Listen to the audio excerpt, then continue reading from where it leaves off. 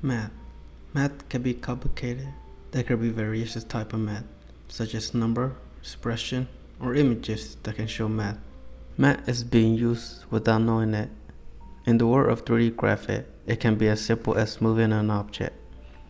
The computer and software calculate where the object is located. It can be seen as a graph. There's an X, Y, and a Z. In visual effects, a lot of math is going on behind modeling, texturing, simulation, etc. There are codes that happen, but code can also be used to create such things. Here's a way to create an object. Codes can do similar things. It can get more complicated than this. Codes can use expression to calculate math and animate an object by frame.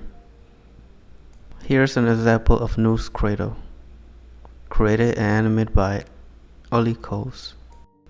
You can calculate where objects go and by how much. If you do it manually, there's still code being written, but it's done automatically as it moves.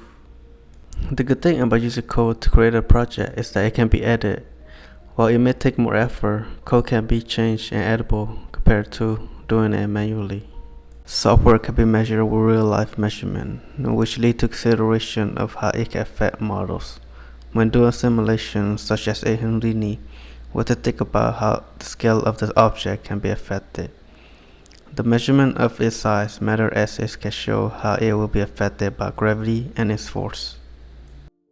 Lighting in 3D environment also requires calculation of how light is needed to bounce and cast color. Lights give off different frequencies that human eye can see. The frequencies are very dependent on the color of the light. Math is a small part of what we have to do in visual effects.